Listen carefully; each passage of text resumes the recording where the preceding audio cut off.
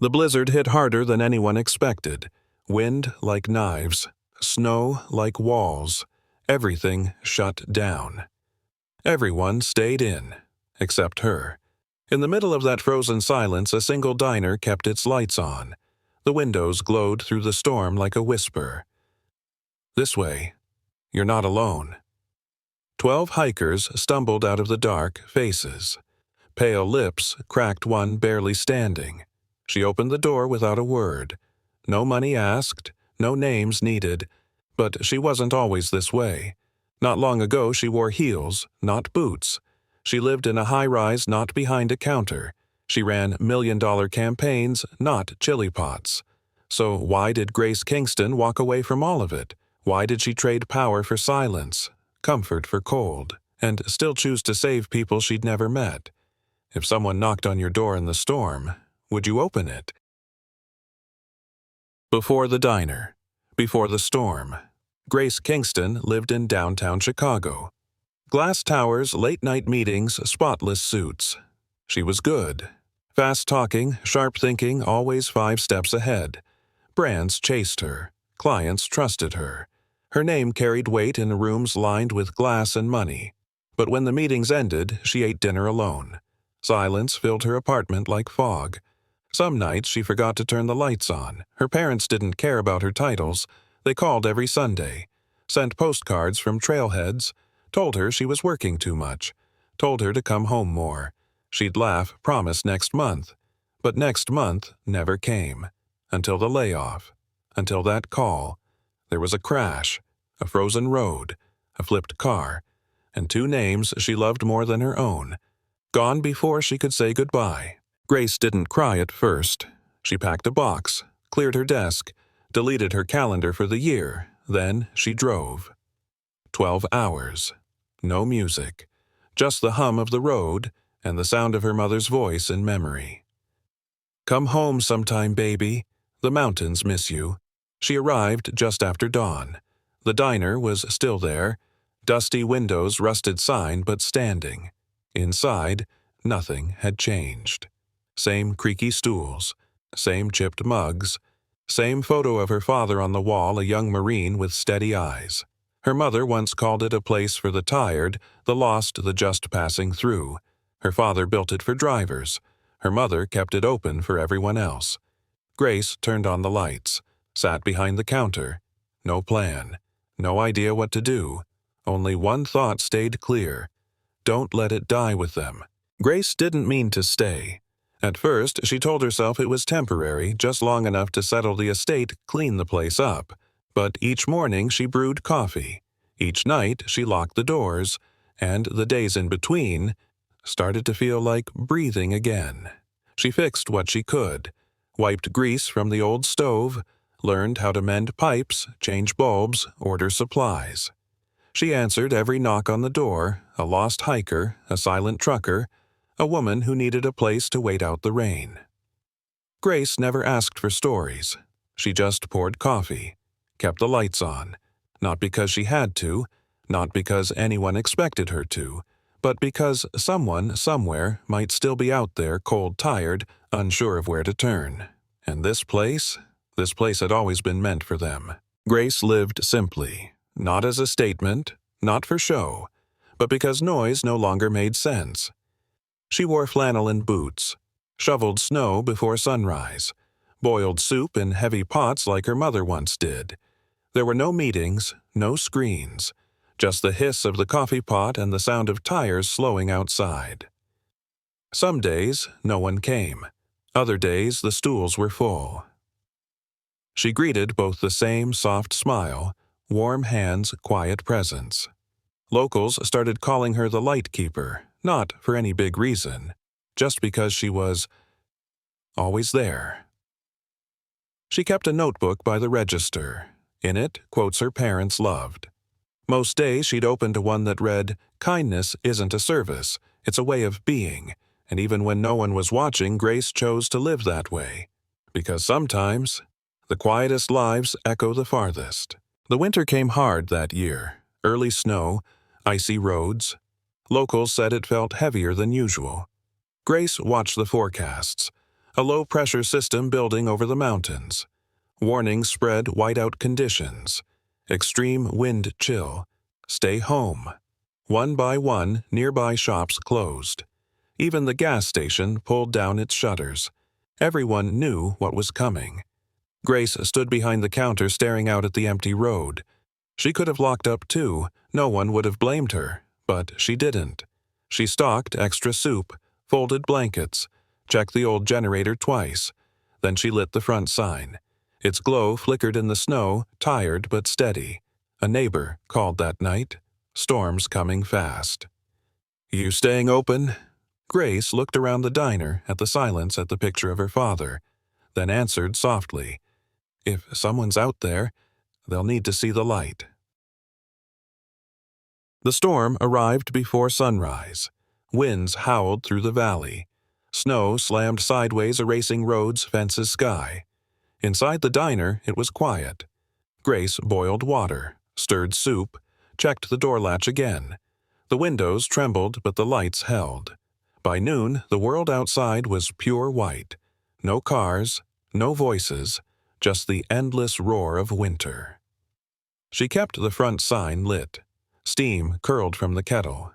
Time moved slowly like cold molasses. Then footprints, blurry shapes beyond the glass, moving slow, staggering. Grace wiped the window. Her breath caught. 12 figures layered in snow and silence barely upright. Faces red and wind-burned. One clutched another who was limping. Another fell to their knees. She didn't wait. She pushed the door open wide and the storm rushed in like a scream. But so did they. The cold punched through the doorway. Sharp, wild, alive. Snow clung to their clothes like salt to skin. Grace moved fast. She grabbed towels from under the counter. "Take off the wet layers," she said.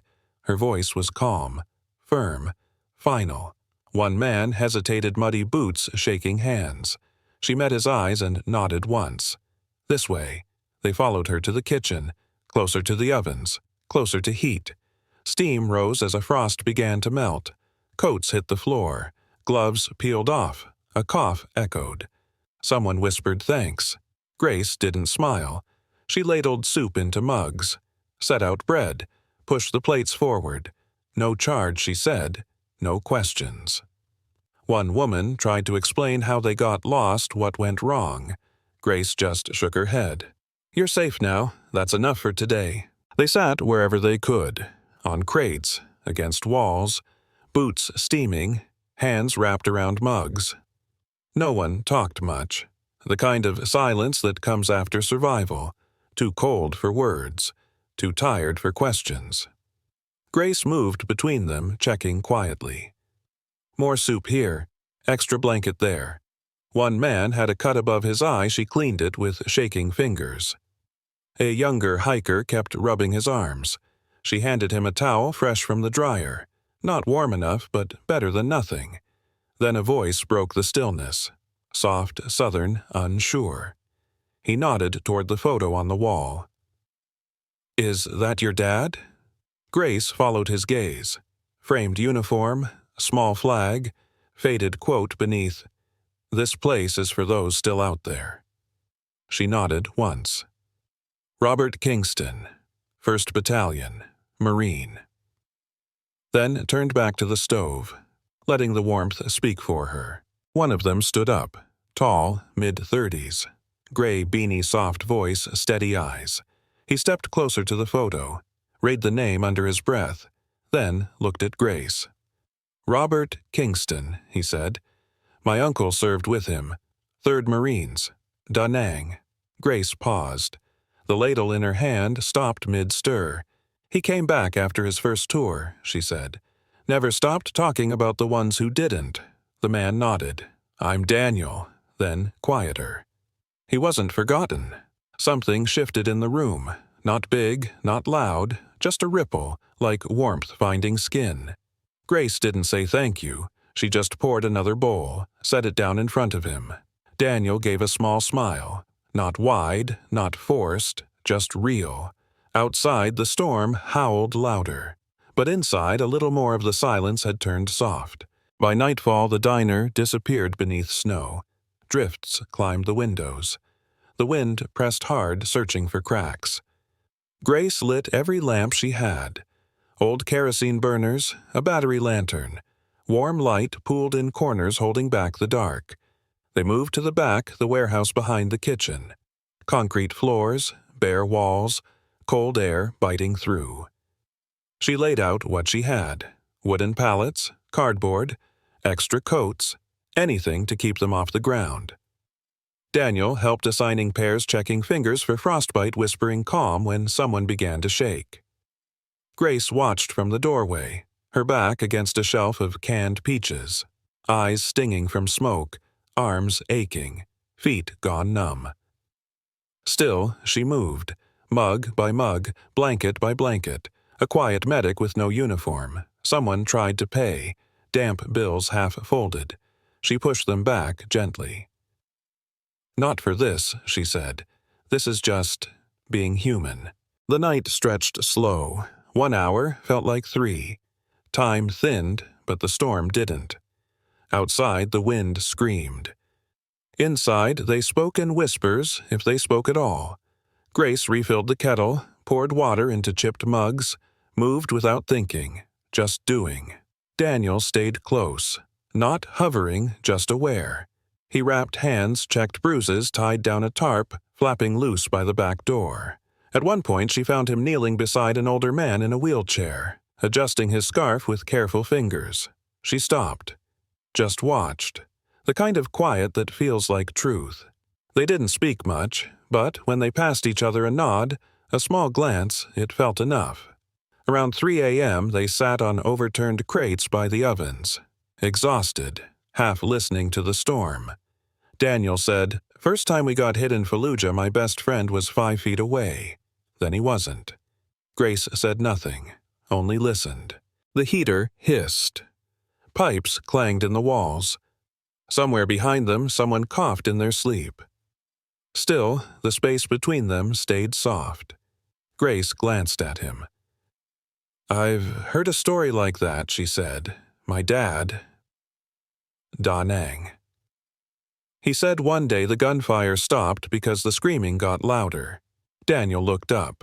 His face didn't change, but something behind his eyes did. What was he like? She smiled, but it didn't last long. He was a ghost before he died. Never left the war. Not really. She looked down. He built this place to try. Daniel nodded slowly, tried to make peace with it. She nodded back. Said he wanted to build something no one could destroy. A place for the tired, for the quiet. Daniel looked around at the makeshift shelter blankets, crates, strangers sleeping side by side. "I think he did." Grace didn't answer right away. She just looked at the wall, the photo of her father still watching. Sometimes she wondered if he knew, if he'd be proud, if keeping this place open meant anything at all. Daniel's voice cut through the stillness. "You kept the doors open knowing what was coming." He wasn't smiling, just honest. That's not duty. That's legacy. Grace blinked slow and tired. Not from tears, just the weight of it. She nodded once. Didn't trust her voice. The storm rattled the windows again. Outside, nothing but white. Inside, the warmth still held. Later, after checking on the others, she returned to the counter and found a note, scrawled on the back of a menu. 4 words. No name. "Thanks for keeping the fire." Her father's initials signed at the bottom. B.R.K.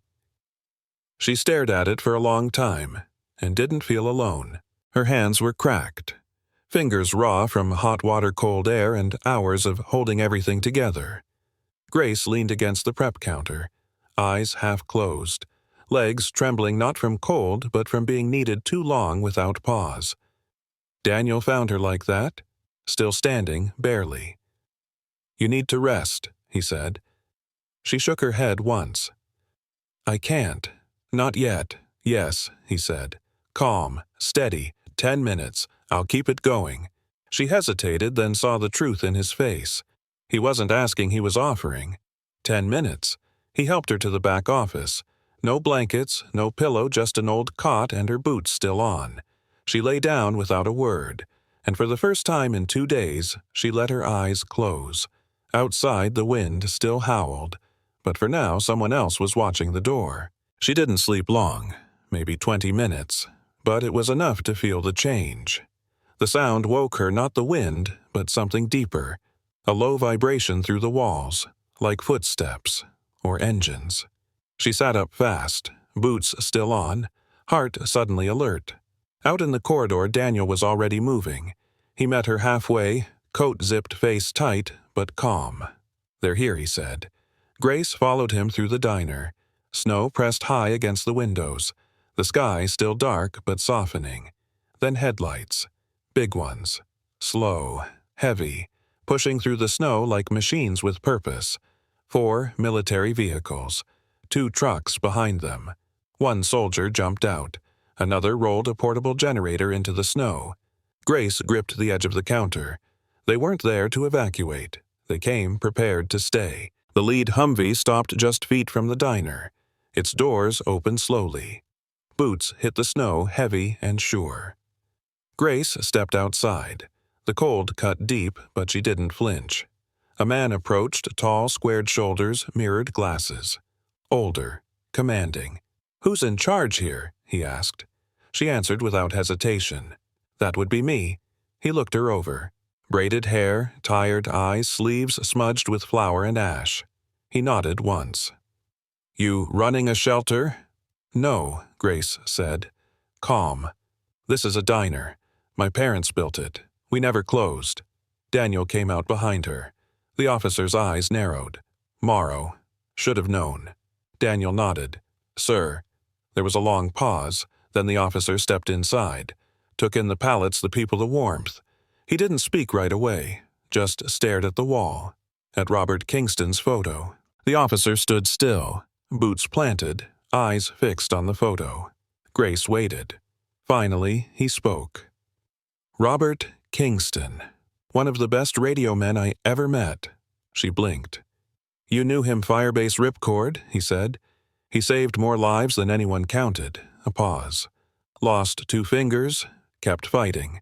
Grace said nothing, just stared. He turned toward her. "Your father built this place?" She nodded. "After he came home. He wanted to give back to the ones who made it." The officer's voice softened. "He was supposed to receive a medal. Paperwork disappeared. Politics." Then he reached into his coat, pulled out a sealed envelope, held it out. "For services rendered." Grace didn't move. "I'm not taking your money," she said. This wasn't charity. He studied her, then slowly withdrew the envelope. Something else was coming, but it wasn't money. The officer didn't press, just held her gaze a moment longer, then said, "What if we made a deal?" Grace crossed her arms. Not defiant, just tired. He continued, voice steady. "You let us use the warehouse. Temporary supply post. Staging point for the valley. In return," he added, "we bring beds. Medics, fuel, real heat. We reinforce the roof. Keep this place alive." Grace looked past him, at the people asleep in corners, at Daniel standing quiet listening.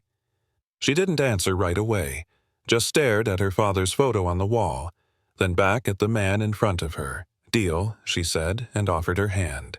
He took it, not like a soldier, like someone who understood what the place meant. Outside, engines rumbled again. Inside, people kept sleeping, but everything had just changed. They didn't waste time. By noon, the army had set up generators. Heat flowed back into the walls. Engineers patched the roof, rolled out insulation like blankets.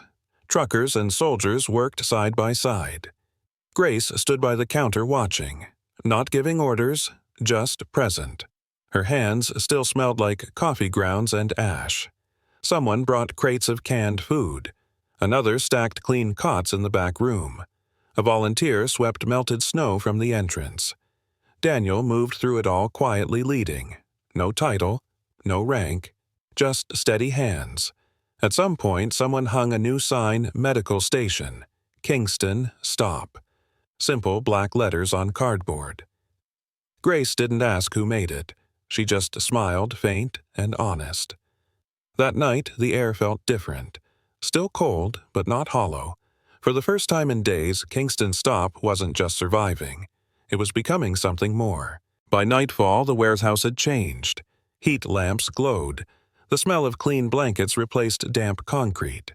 A folding table stretched across the room. Someone laid out sandwiches in the waxed paper. A child passed out cups of water, careful and proud. Grace moved slower now. Not because she had less to do, but because others had stepped in. An older man brought flannel shirts. Said he used to know her dad. Didn't say much else, just stayed to shovel snow. Daniel fixed a loose hinge on the back door, then helped an injured hiker tape his boots, all without being asked. No one needed permission. People just acted. And Grace, for once, didn't feel like the last one holding it all up. She stood in the doorway, watched it run. This wasn't rescue anymore. It was something slower, something stronger. It was repair. The storm hadn't ended. Winds still pushed hard against the walls, but inside, people no longer flinched at every sound. Grace poured coffee without rushing. Her hands moved with muscle memory like they remembered before her heart did. Someone started music from a small speaker, soft old country. It made the room feel like home, even with snow piled 6 feet high outside. A boy drew pictures in crayon on a napkin. A woman braided someone else's hair. No one asked why. Daniel sat near the loading dock showing a teenage trucker how to warm his hands slow so skin wouldn't split. Grace leaned on the counter watching, absorbing, not needing to fix anything, just letting it unfold. Somehow the diner had outlasted the storm. Not by force, not by plans, but by people showing up and staying. Just before dawn, a pipe burst. Loud. Sudden. It sounded like a gunshot in the warehouse. Water gushed along the concrete. Cold spread fast, turning puddles into thin ice. Grace ran for the shutoff valve. Daniel grabbed towels, moving quick. No panic, just motion, but something in the room had changed. The hush wasn't peaceful anymore. It was waiting. Someone whispered about the regional grid failing. Another said gas lines were freezing in nearby counties. A young driver curled into himself, jacket zipped to his mouth, still shaking. A woman in a reflective vest pulled her daughter closer. The storm hadn't taken them, but now doubt crept in from the edges. Grace looked around at the people she'd carried this far, all of them on the edge again. She stepped onto a milk crate, not higher, just visible, then spoke quietly so no one would feel small. Grace didn't raise her voice. She didn't need to. We have heat. We have shelter, and we have each other. People looked up slowly, some from blankets, some from silence. If you're here, she said, you're not alone. She didn't give promises, didn't say the worst was over, just gave facts, and, something deeper, the feeling that she meant every word. Daniel moved through the crowd. A nod here, a quiet word there, not leading, just holding space. The tension didn't vanish, but it stopped spreading. Someone passed Grace a mug. She took it, hands trembling just enough to show she was tired too. They saw it, and that mattered more than words. Later, she returned to the kitchen. On the counter, a napkin folded like a note. 4 words again. Thanks for keeping the fire. This time unsigned, but somehow still from him. She finally sat down. Not far, not hidden, just on a crate by the ovens. The heat pulsed gently. Smelled like iron and old soup. Her boots left wet tracks, but she didn't move. Daniel sat across from her. No small talk, no big questions, just presence. For a long moment, neither spoke, and it didn't feel strange, only full. Then Daniel said, "You didn't have to do all this." Grace looked up. "I know." He leaned back against the wall, hands tucked into his sleeves. "I've seen leaders who talk. You lead like someone who listens." She didn't know what to say to that. So she looked away, but not coldly. The warehouse settled into a hum, like everything finally was breathing again.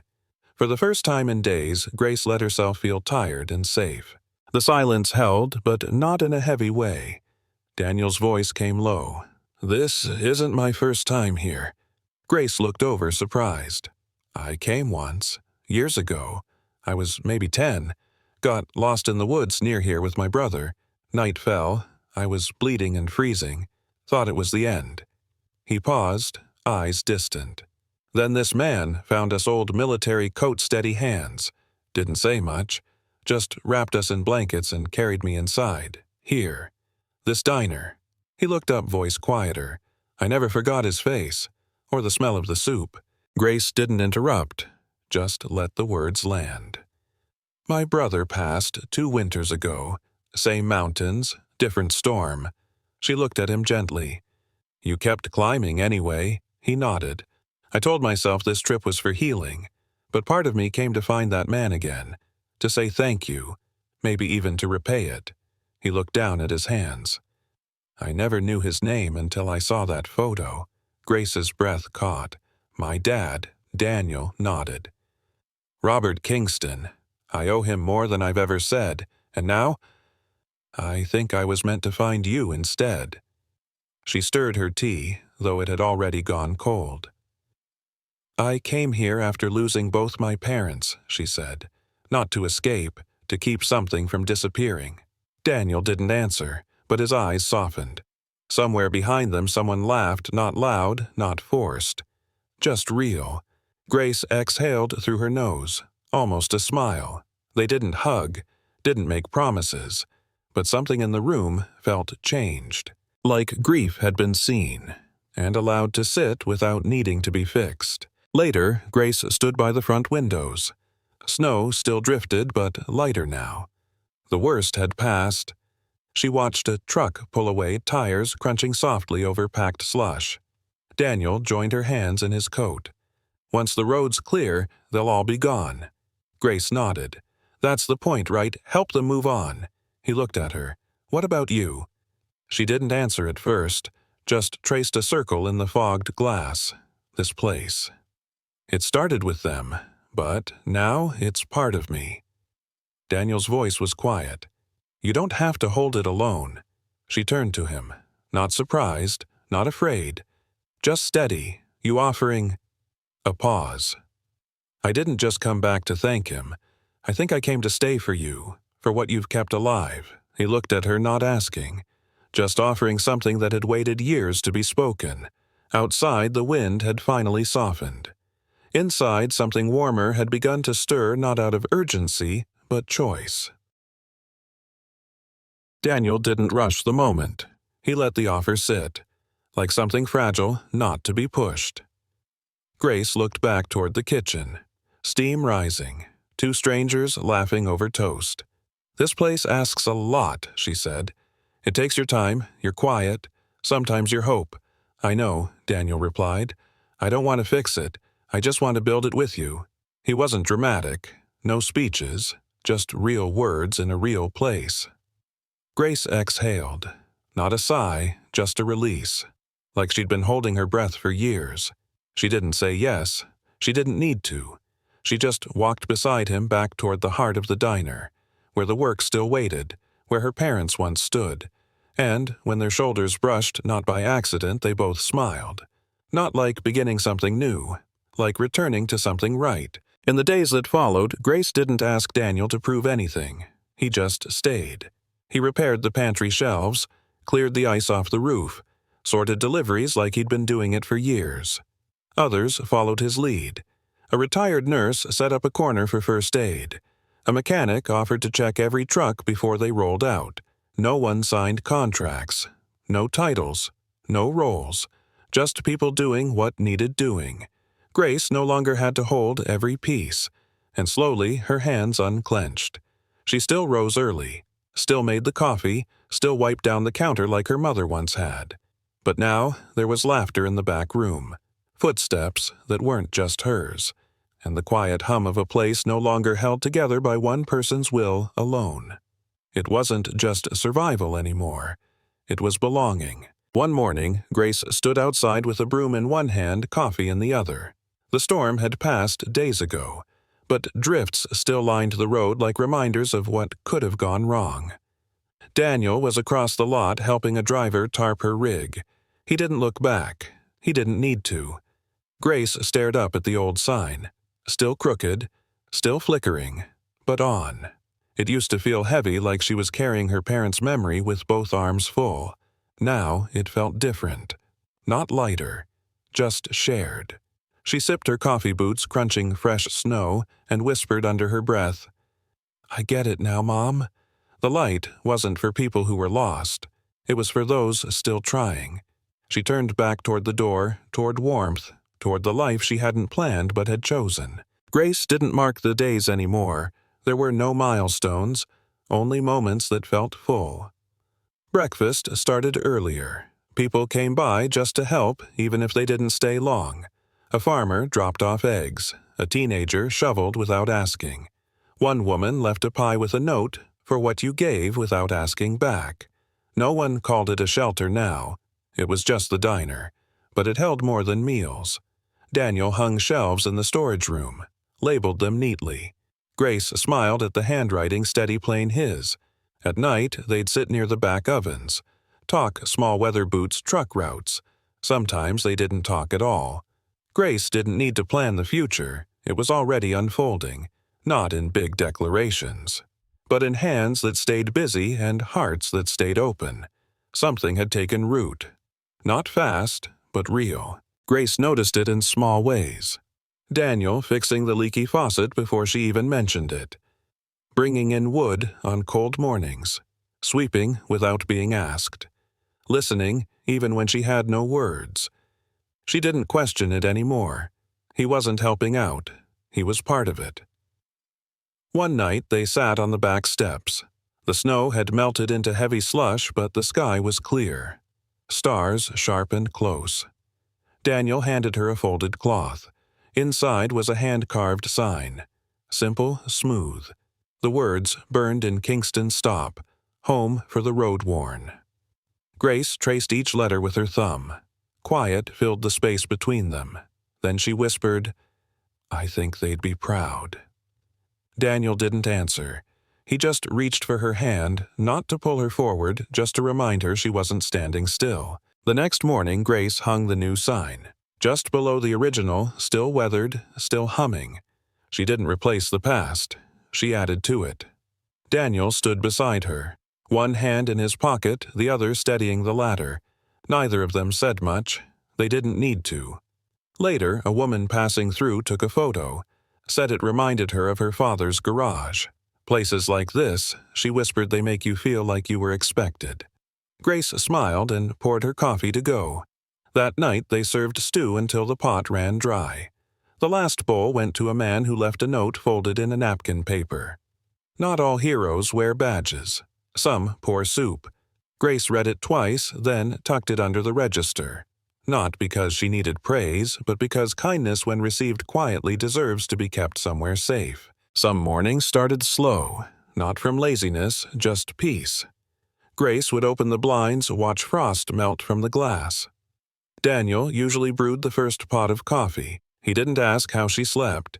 He already knew. They kept a notebook by the register now, not for orders for stories. Travelers left short notes. Where they were going, who they missed, what they were running toward or from. No signatures, just quiet honesty and simple ink. Grace read them between shifts. One page said, "Your soup tasted like my grandmother's. She's been gone 5 years. Thank you for the memory." She closed the notebook, pressed her hand to the cover. Not proud, not emotional, just still. Some places echo with noise. Kingston. Stop echoed with people finally being allowed to exhale. Some faces never came back. Just one stop, one meal, then gone again. But others returned. Not every week, just when the road bent that way. They didn't always speak, just nodded, sat down, and let the warmth find them. A woman came through in spring. Her boots muddy, she left a sketch on a napkin, the diner drawn from memory. Grace kept it by the register. One trucker brought wildflowers in a coffee can. Said nothing, just left them by the window. They stayed there until the sun dried them flat. Daniel added a shelf above the coffee station. Filled it with postcards people left behind. Corners curled, names faded. But it didn't matter. It wasn't about remembering names. It was about remembering what it felt like to be safe even for a night. That's what people came back for. That's what stayed. Word spread quietly. No flyers, no posts, just one traveler telling another, "There's a place up north that feels like home." Soon, people didn't just stop to eat. They came to leave something behind: a pair of boots for someone else, a jacket hung by the door. A local teacher donated books, lined a small shelf near the window. Kids read them while waiting for their parents to refuel. Someone donated a crib. Someone else brought handmade quilts. Grace didn't plan it. It just became. Daniel built a small wooden bench outside the entrance. Not for decoration, just a place to sit when you're not ready to leave yet. One afternoon, Grace found a single envelope on the counter. No name, no return address. Inside was a photo her father, years younger, smiling in uniform. On the back, "Still here? Just quieter." She folded it carefully, placed it beside the register, and said nothing. Grace never called it hers, even when people thanked her, even when her name was whispered like a landmark. She'd just smile, wipe the counter, and ask if they wanted coffee. It wasn't modesty, it was memory. This place had been built with her father's hands, carried by her mother's heart, and now held together by people who stayed because it felt right. Daniel never made it about them. He just showed up, day after day, fixed what broke, listened when needed. Once Grace caught him standing at the photo wall, just looking. She stood beside him. He didn't speak, neither did she. But for the first time she reached for his hand without hesitation, not to hold on, but to say, "We're still here, still choosing this," and that was enough. 1 year after the storm, someone asked Grace if she ever thought of leaving. She looked out of the window. Snow falling soft this time, like it knew its place. "No," she said simply. "There's still work here, and warmth." The diner wasn't perfect. The pipes still groaned. The back door stuck in the cold. But people still came, still stayed. Children played in the corner now, laughed where silence once held. Daniel started a small garden out back. Even in frost, it grew stubborn things rooted low strong. Grace didn't chase big meaning anymore. She noticed the little ones. A nod, a thank you, a plate returned empty. Every night before closing, she turned off most of the lights except the one above the door. Not for security, not for show, just so anyone passing by would know you're not too late. There's still a place for you. Grace didn't try to be remembered. She just tried to be present, to keep the coffee hot and the lights steady. But stories have a way of finding their way forward. One hiker told another. One driver left a message on a bulletin board. And slowly, Kingston Stop became more than a diner again. It became a story people passed down, about a place where someone stayed when others would have closed the door, about warmth given without demand, about grief turned into shelter. Grace still stood behind the counter most mornings. Daniel still fixed what broke. No speeches, no headlines, just the quiet rhythm of enough. One night, a child asked her, "Why do you leave the light on even when no one's here?" She smiled, poured 2 mugs, and said softly, "Because someone might be on their way. And I want them to know they're not alone." This story wasn't about a storm, not really. It was about what we choose when no one's watching. About keeping a door unlocked, a kettle full of light on for someone you may never meet. Grace didn't build something grand. She didn't save the world. But she gave people a place to breathe. And that matters more than most things do. Sometimes kindness doesn't echo loudly. It echoes quietly in warm soup in worn boots by a back door in the silence where fear used to live. And maybe one day you'll hear a knock at your own door, middle of a storm, no name, no explanation. Then the question won't be, do they deserve help? It will be, will I open the door anyway? Because maybe that's all legacy is, a light left on for someone still finding their way.